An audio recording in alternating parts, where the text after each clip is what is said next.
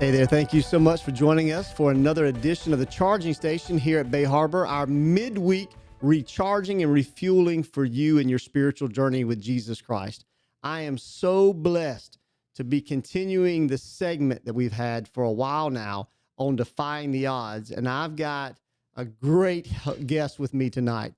I have none other, the man, the myth, and the legend, Buddy B.H. Huggins is in the house. I think about Matt Dennison messing with you and telling you that the B.H. stands for not Bay Harbor, but for Buddy Huggins. So it is an honor to have you with me on this episode, and it's an honor to have you tuning in as well whenever that might be. And as we often do, make sure that you take time to share this, to like our YouTube channel and subscribe to it. And also just spread word out about what this is so that someone else can pick up and glean from it.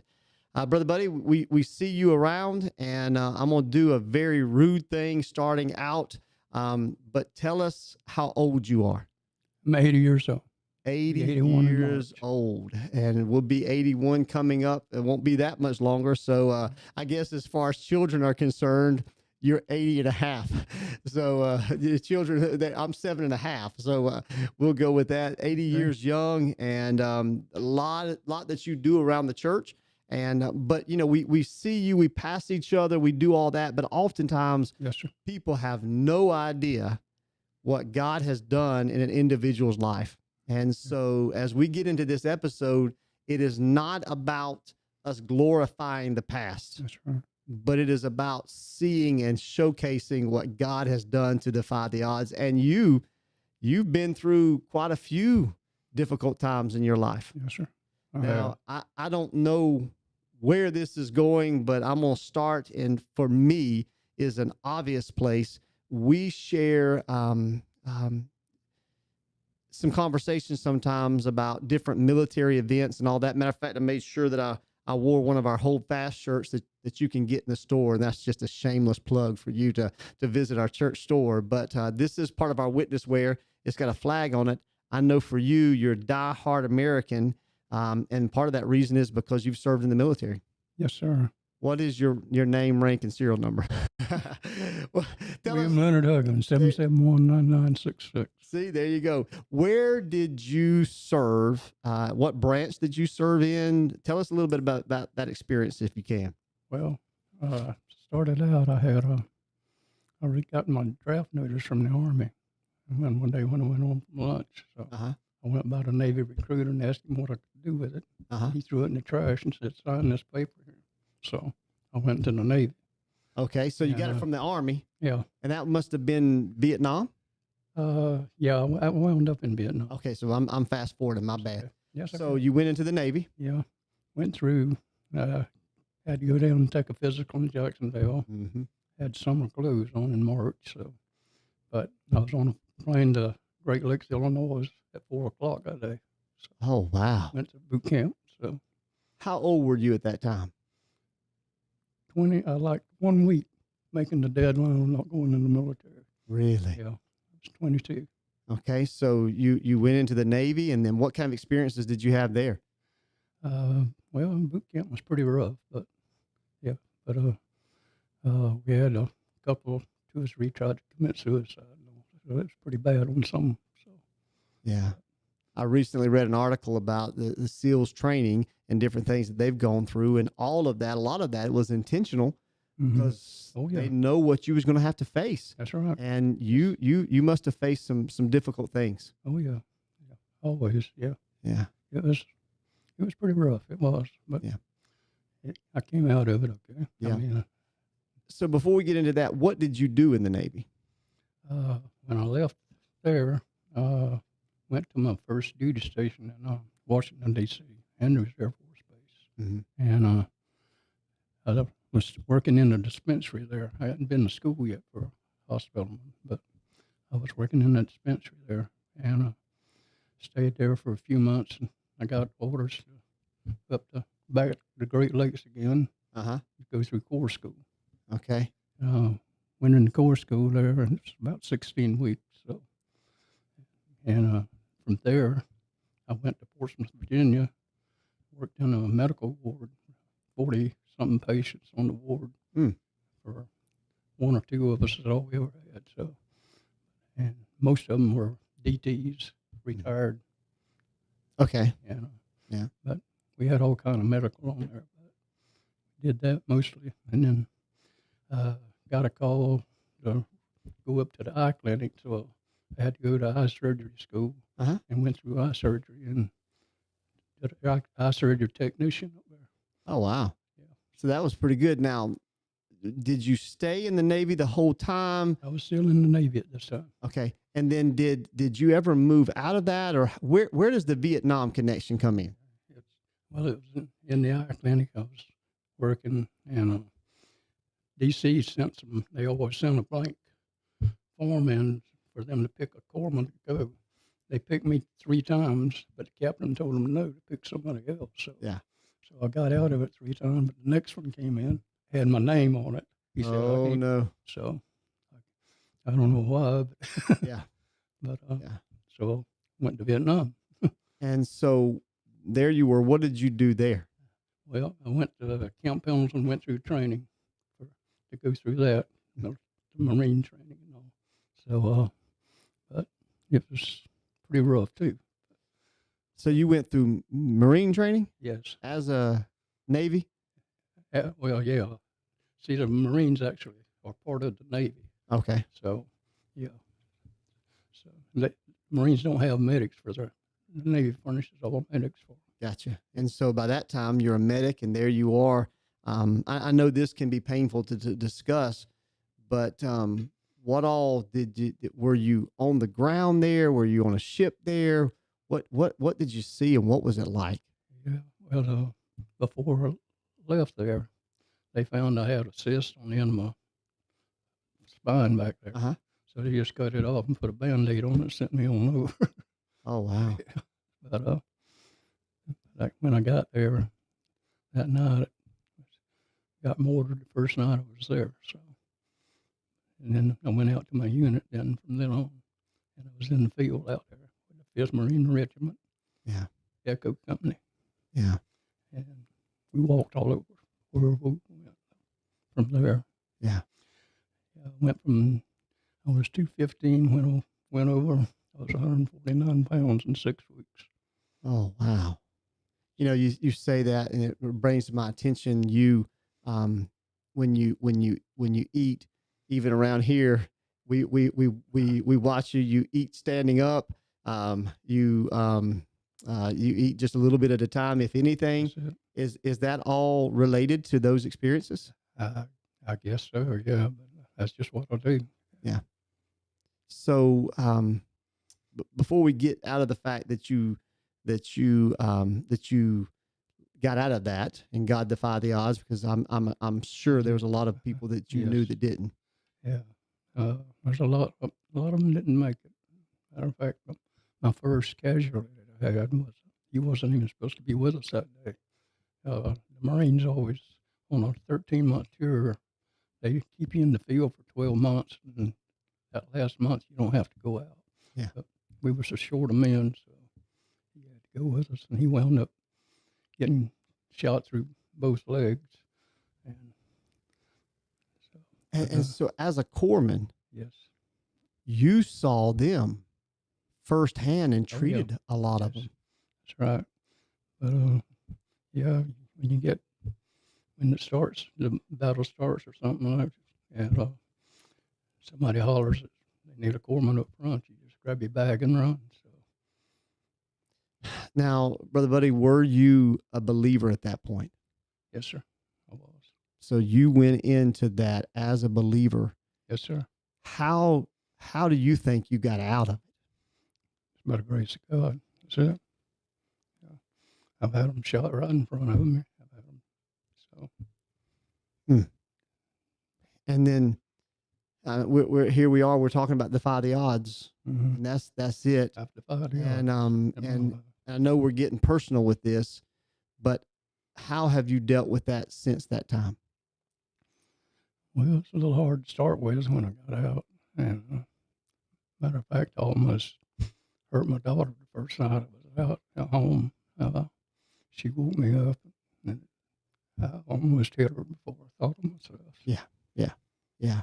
I'm sure because of being there and just the first night with the mortar shot and all that, and then it just goes from there. It's just difficult. And I want to stop right here because there's many of you out there who may share similar stories and have had similar experiences.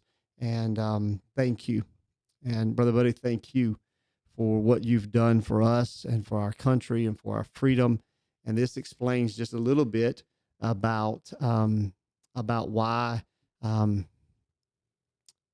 you feel the way that you do about our nation, and also probably because of your service to the Lord, Yes. because you do the same in the church as you did for your country, and you're faithful to help us in a lot of different ways, and more than people know, more than sacrifices that we know it sometimes, but it's because of what God has done in your life.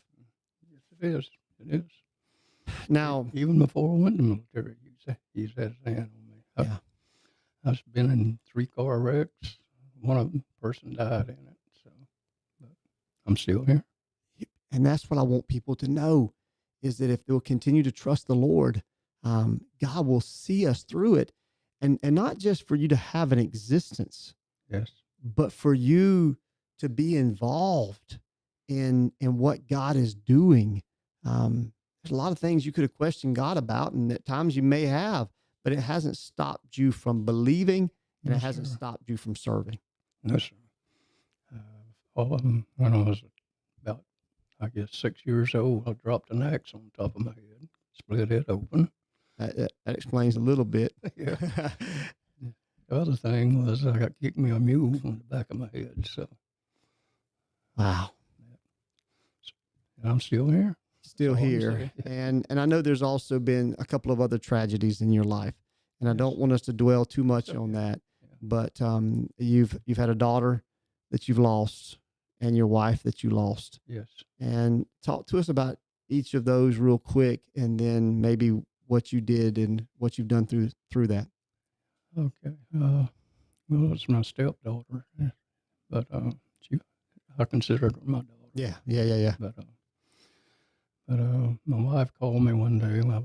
I was an aircraft mechanic running my own business over in Glencoe, and said she had talked to our daughter and she didn't sound right. So I told her, well, I'll just go ahead and close up and go to lunch and go by her, talk to her. And when I got there, knocked on the door was locked, so I couldn't get in.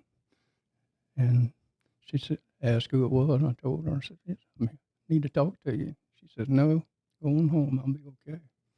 And so I kept standing there knocking. She wouldn't open. And then I heard a gunshot. I went into the backyard, and she was outside then. And she was, I guess she was shot in the air at that time, but she was holding the gun to her head. I couldn't get close enough to her. Yeah. But I kept trying to talk to her, and she said that the doctors had convinced her this is the only way that she can keep from hurting her kids. Yeah. So that's the reason she was doing it. And all of a sudden, she just pulled the trigger. And it was over. So right there in front of you. Yeah. Brother, the pain that must have caused you and your wife through that time, and even I see the emotions. We can barely see you because of the microphone, but the what that caused you.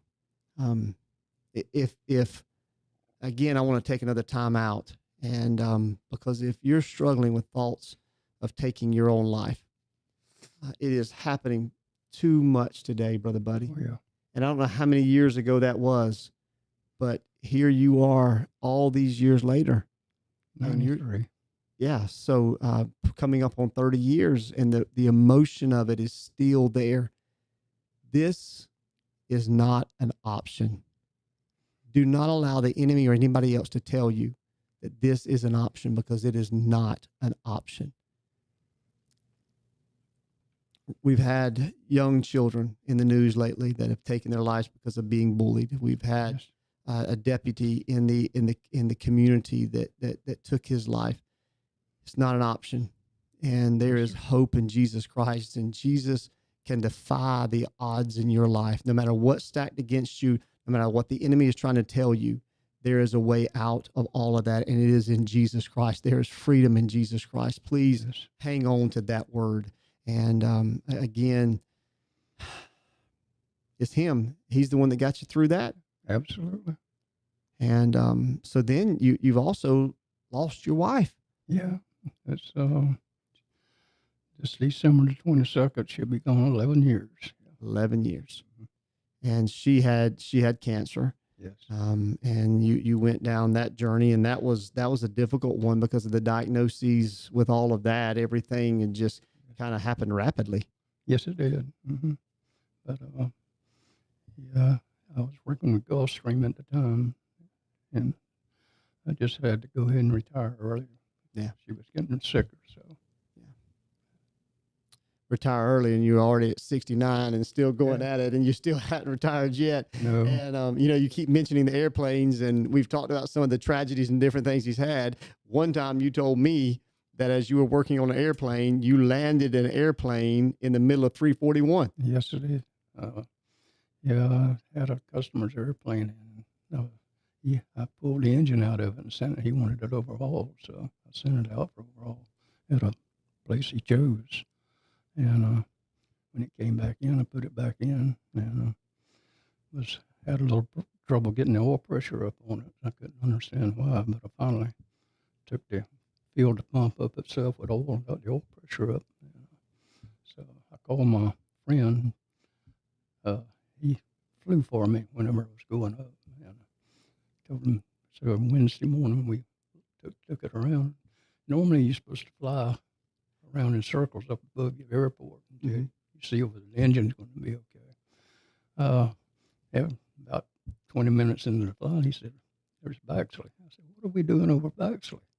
He said, "I got tired of fighting in a circle. Let's straighten it out." So anyway, we're flying along there, and our break-in instructions said after 20 minutes of flying, go to full throttle with it. And he said he was keeping track of the time for me because I was writing my pressures down and temperatures and all that, keeping a record of it. And he said, "Well, it's 20 minutes. You ready?" I said, "Yeah." So he reached up there and pushed the control up. And before he could get his hand off the control, there's a hole popped through the cowling of the engine. And we didn't know what it was, but the airplane was just about to shake to pieces up there. So he just throttled back on it, and it smooths out a little bit. Still flying. And I looked at all my gauges. All my temperatures was maxed out. Oil pressure was at 0. And I just sat back in the seat and told him, I said, "It's all yours now. I'm through." Oh, no. Oh, my goodness. He said, so, yeah. I said, "I ain't got nothing else to do now. It's all up to you." And what happened? And he said, "Well, there's the airport down there. Let's just put it out and check out everything." The engine was still running, believe it or not. And why, I don't know. But we landed down there, and, well, actually, whenever pilots make their turn, they usually make a left-hand turn going to the airport. And he made a left-hand turn, which took us further away from the airport. And that would have put us going over the city of Baxley. And I told him, I said, "Jim," I said, "this airplane's been without any oil pressure now for about 10 minutes. I don't know why it's still running, but," I said, "if it seizes up over Baxley, we're going to go in and kill some people." So he said, "Yeah, you're probably right." So he said, "Well, there's 341 down there, so we just use it." So he got started down for the 341, and he kept it up for a while until the oncoming traffic, he had a pretty good gap in it. So he put it down. And just before we hit, I told him, I said, "Don't forget your gear." So I don't touch no controls whenever he's in charge. So he reached over and put the gear down. The time it locked in, and we hit the pavement, taxi it on down to a little side road. And he reached over to shut the engine off. It was still running. never figure out why. Even the Cessna and NTSB and the feds and the engine manufacturer and the aircraft manufacturer all showed up to look at that. They couldn't believe what they were seeing.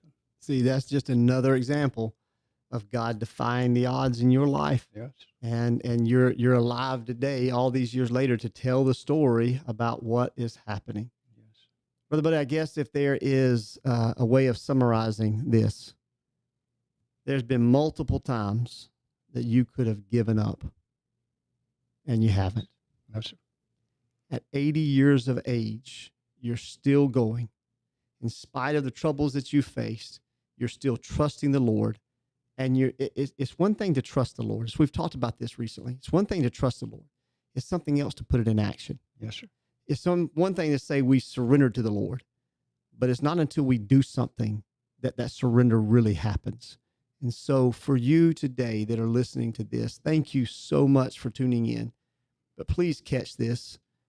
You, no matter what your age is, no matter what you've gone through, no matter what you've faced, God can defy the odds in your life and turn things around. Just keep believing, keep trusting, keep moving, keep doing. And we are thankful for all that you do for us here at Bay Harbor. You've got us very, very spoiled, but we appreciate everything you do. We see some, but there's no way we see everything. But just know we love you. We're grateful that you're part of the Bay Harbor family, and we're grateful you're part of the Bay Harbor family. Thank you for joining us for this episode. We look forward to being with you again soon.